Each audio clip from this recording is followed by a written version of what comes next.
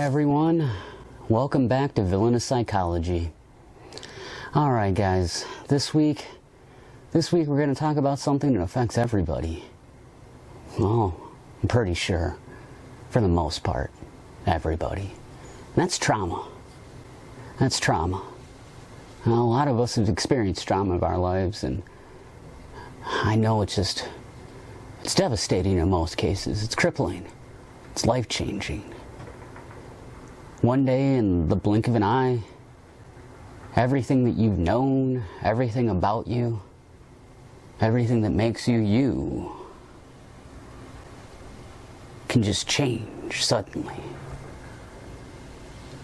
And I know that's a scary, scary thought, and believe me, that's a thought that chills me to my bone, but I know it's true because I've experienced it. I've experienced quite a bit of trauma. It's literally shaped me, molded me into who and what I am today. It affects me on a daily basis. Literally everything I do, every decision I make,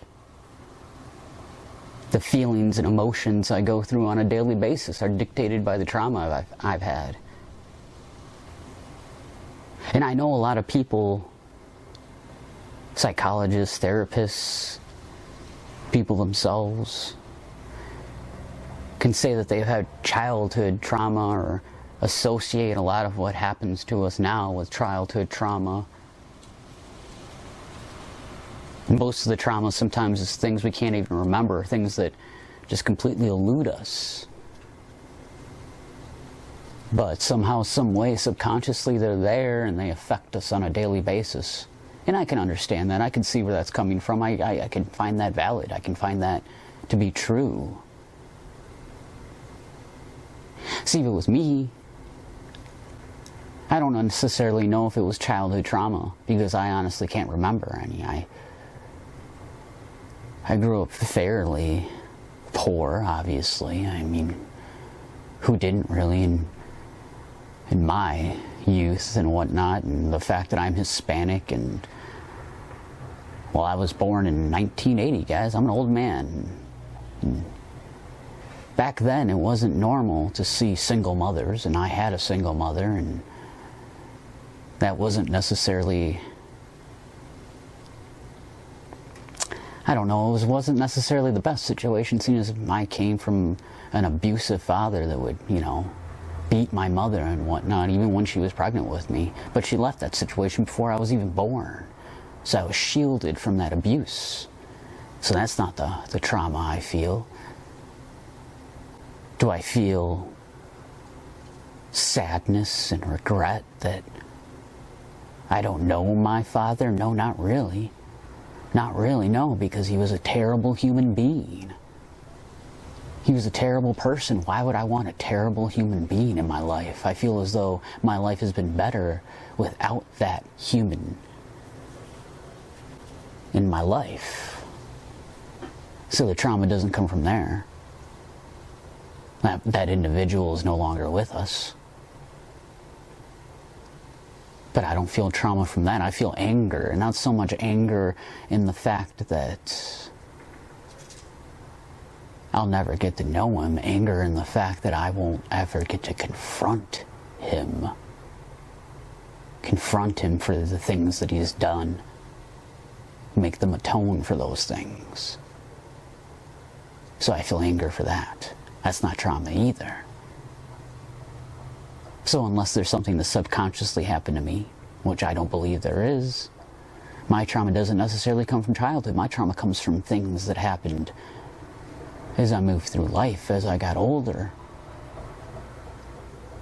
I can give you one intense sense of trauma that affects me on a daily basis in every decision I make with my loved ones, and that's the fact that I had a very dear friend of mine, a very, very dear friend of mine,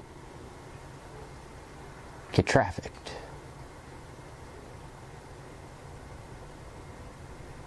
They were taken. They were held captive.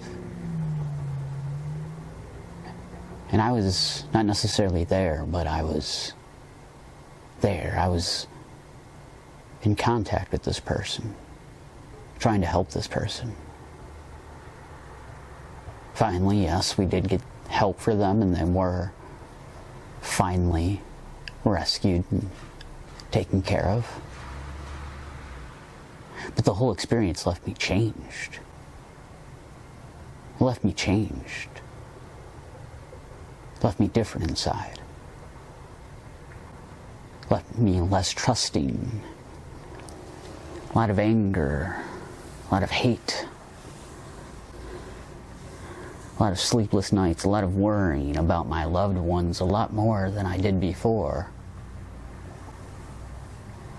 A lot of questions of what could I have done differently to prevent the whole situation to happen in the first place. But then, how can I blame myself for a situation like that when there's no possible way that I could have prevented it from happening in the first place? It was beyond my control, beyond my grasp. So again, there comes the anger and the hatred and everything else.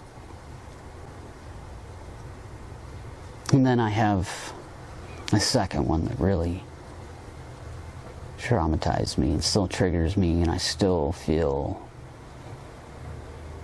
responsibility for something that I have absolutely no way of preventing.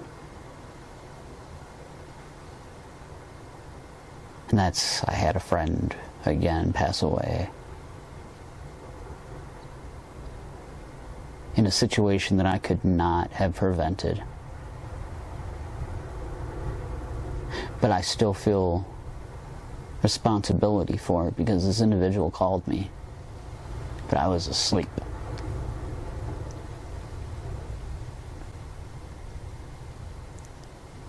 So now I have trouble sleeping. I always feel some sort of dread that if I were to fall asleep and I were to miss some sort of phone call, some sort of message, and something terrible will happen to somebody I love.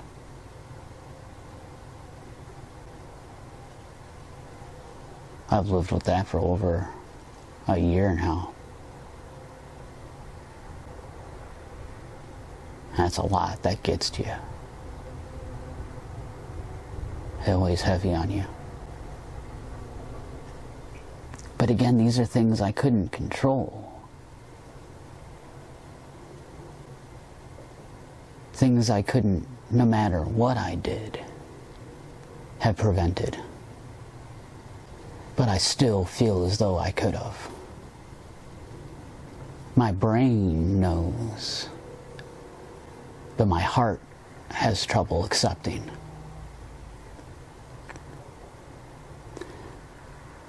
Now, here's the thing with trauma. It doesn't just affect me, it affects everybody around me. It affects my loved ones, my friends, my family, everybody. Because I have all this pent-up anxiety and anger and hate and rage. And I don't know where to focus all that anger and hatred and rage, because a lot of it is stuff that is no longer relevant. It is, the situation has ended, it's no longer there. So then you have it all inside of you, and it just builds and builds and builds until one day it just comes erupting out of you in the worst possible ways to people who don't deserve that anger and hatred and rage. And that's usually the ones who are there with you the most. And those people that are there with you the most are your friends and family. They're the ones that care about you the most. They're the ones that are always there for you. So those are the ones you take out that anger and hate and rage on. And you don't mean to, you don't want to, but you do. You do simply because you have nowhere else to focus it all. You have nowhere else to put it. And that weighs heavily on them. That weighs heavily on them. That's not easy for people to take constant ridicule, constant yelling, constant just rage being taken out on them. It's not fair to them. It's not fair to the people who care about you.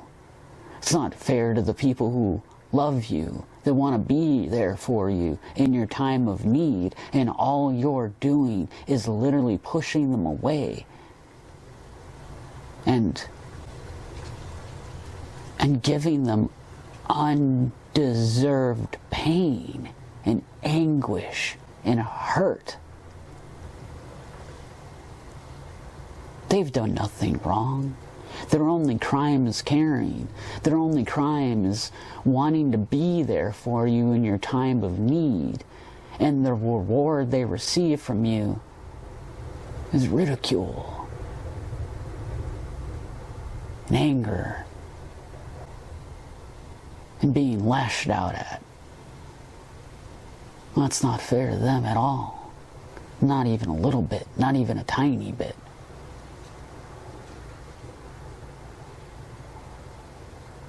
And people say, well, it shouldn't be about them. But yes, in a kind of way it should be. It should be about them. Because if you push hard enough and you have enough of that anger and hate and rage in you, eventually that levee's gonna break. That levee's gonna break, man. If your intention is to try and push away somebody, eventually they will leave. Well, that's just a matter of fact. And I'm not saying that to be, I don't know, I guess felt bad. I wouldn't blame that person. If I was that person and I was trying to help somebody and all they were doing was showing me that, why would I bother helping them? Why? I will help somebody that appreciates the help that I'm giving them. Not somebody that spits in my face for my help. So I honestly wouldn't blame them. I would think them foolish not to leave. So yeah. It's a,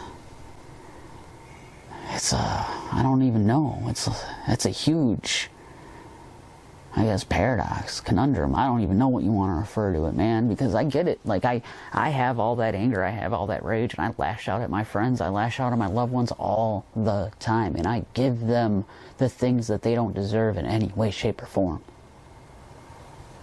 But I appreciate them for coming back and being able to take it. But in all honesty, I wouldn't blame them in any way, shape, or form for walking away. I honestly don't know why they put up with it for this long. I really don't.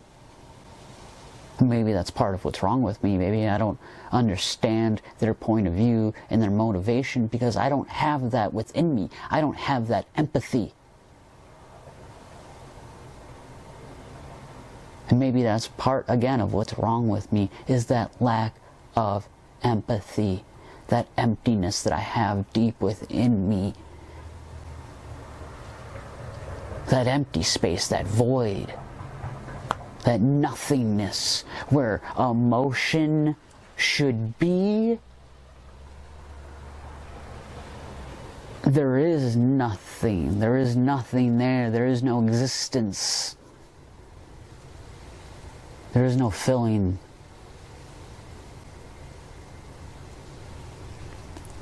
So again, like, it's weird for me, man. It's weird for me. Like, I love the fact that they're there and I want them to be there, but I honestly wouldn't blame them for not. I get it, man. I get it.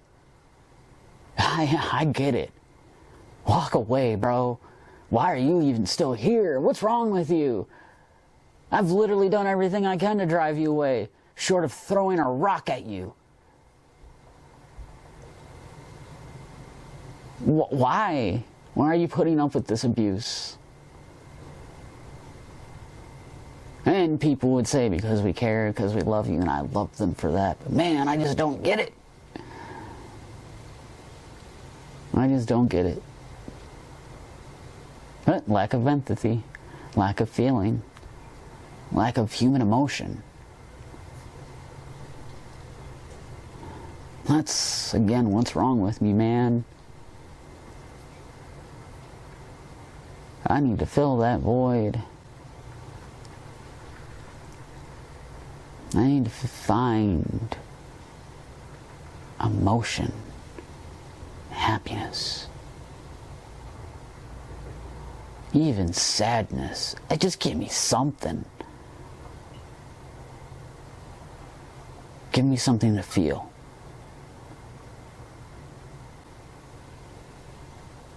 Give me something to feel.